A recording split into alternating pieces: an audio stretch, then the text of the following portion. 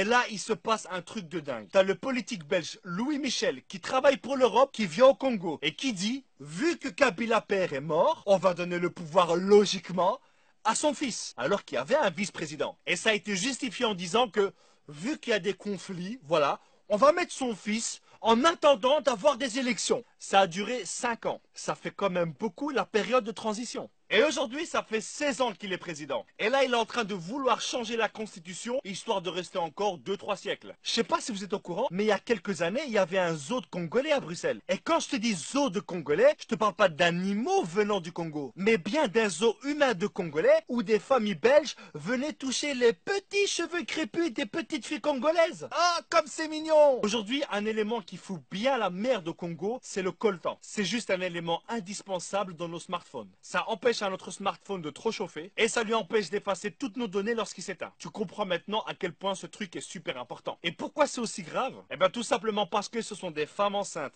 des enfants, des hommes qui sont payés 2 € par jour pour extraire ce précieux minerai. Et il y a des millions de personnes qui meurent à cause de ça. Et tous les fabricants de smartphones, d'ordinateurs, de tablettes utilisent le coltan congolais. Et ce coltan qui pourrait faire vivre tout le Congo est sorti illégalement vers le Rwanda qui le réenterre pour qu'ils puissent dire « On est les premiers producteurs de coltan au monde ».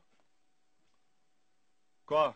Tu commences à sentir comment elle pue cette histoire? On se demande bien à qui ça doit profiter tout ça. Aujourd'hui, ce magnifique pays qu'est la République démocratique du Congo est gouverné par des États, par des entreprises qui pensent que ce pays est un portefeuille. Et actuellement, il y a un génocide qui a déjà fait plus de 6 millions de morts, perpétué par des rebelles financés par des multinationales pour pouvoir piller le sol congolais. On est tous liés indirectement au Congo par nos smartphones. C'est vrai que cette vidéo ne va rien changer. Et là, il y a plein de personnes qui vont dire, mais pourquoi est-ce que tu l'as fait alors? Bah parce que seulement le fait de savoir ce qui se passe là-bas, c'est déjà un pas qu'on fait. Et un petit pas en avant dans ce monde, aussi petit soit-il, c'est quand même le signe qu'on avance. Donc les amis, je vous invite à partager un maximum cette vidéo. Il faut que les gens soient au courant de ce qui se passe là-bas. Que les gens sachent ce qui se passe au Congo aujourd'hui, et d'ailleurs depuis des décennies, et sous l'indifférence générale. Merci à tous, et que Dieu bénisse la République démocratique du Congo. Et donc quand je parlerai de Congo, je parle évidemment de la République démocratique du Congo. Le Congo est le deuxième pays le plus riche au monde, et je te jure, ce n'est pas une blague, mais malheureusement, vu que les Congolais ne bénéficient pas de leurs propres ressources, bah du coup c'est le deuxième pays le plus pauvre du monde. Aujourd'hui, ce qui se passe au Congo, c'est complètement la folie. C'est scandaleux, mais t'es pas prêt. Je dis aujourd'hui, mais ça fait quand même un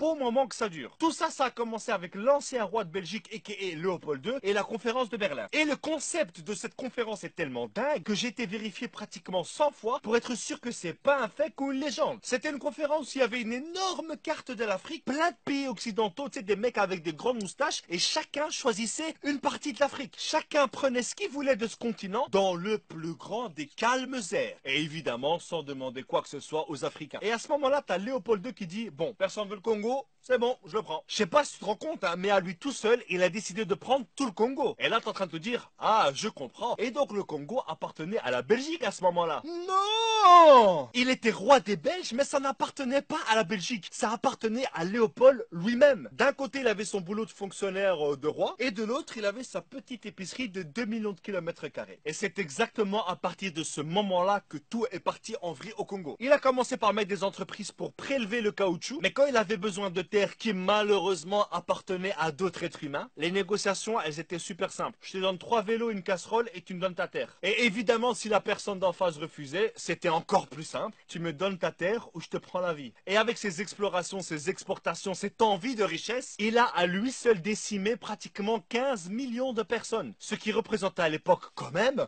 la moitié de la population congolaise. Là c'est chaud là. Là, c'est chaud, quoi. Et le pire, c'est qu'il n'a jamais mis les pieds au Congo. Il faisait tout ça à distance. Évidemment, un jour, t'as les Congolais qui en avaient un peu marre de cette situation et qui ont exigé leur indépendance. Et là, t'as les Occidentaux qui ont dit, ok, ça va, vous pouvez. Du coup, il y a les Congolais qui élisent leur premier ministre, c'est Monsieur Lumumba, et leur premier président, c'est Monsieur Kasavubu. Et là, tu dis, ils ont un premier ministre, ils ont un président, ils l'ont élu, c'est bon, ils sont indépendants. Mais c'est mal connaître l'Occident. Le Congo avait évidemment son armée constituée de Congolais, sauf tous les hauts gradés, caporal, chef, capitaine, ce que tu veux, ils étaient tous belges. Donc pour un Congolais, tu lui dis qu'il est indépendant, mais que son chef s'appelle quand même Eric Van Den Put, mais où est le respect? Du coup, après seulement 3 jours d'indépendance, l'armée se rebelle. Quelques semaines plus tard, la province du Katanga se dit indépendante. Et pour ceux qui ne savent pas, Katanga, c'est juste la province la plus riche de Congo. C'est là où il y a du cuivre, de l'uranium, des diamants, enfin bref, la folie. Et c'est là aussi où il y a plein de pays occidentaux qui prélèvent tout ça. À ce moment-là, Lumumba demande l'aide de la Belgique qui lui disent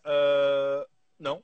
Mais en même temps, les rebelles qui voulaient que Katanga soit indépendante, eux, ils étaient soutenus par la Belgique. Et on se demande bien pourquoi, mais évidemment ceci Ça ne nous regarde pas. donc en gros, leur indépendance, elle a duré max 48 heures. Lumumba, qui n'était pas trop d'accord sur ce qui se passe au Congo, a demandé à la Belgique et à d'autres pays d'arrêter de voler leurs richesses. Et devinez quoi? Il a été tué. Mais ça, on commence à avoir l'habitude. Et l'officier qui a fait ça, il a gardé les dents de Lumumba dans son jardin, histoire de garder des preuves pour dire c'est moi qui l'ai fait. Ensuite, il y a eu Mobutu, et ensuite, il y a Kabila Père, qui, entre parenthèses, lui aussi s'est fait tuer dans des circonstances. Voilà, on n'a rien vu. On ne voit rien. On sait pas.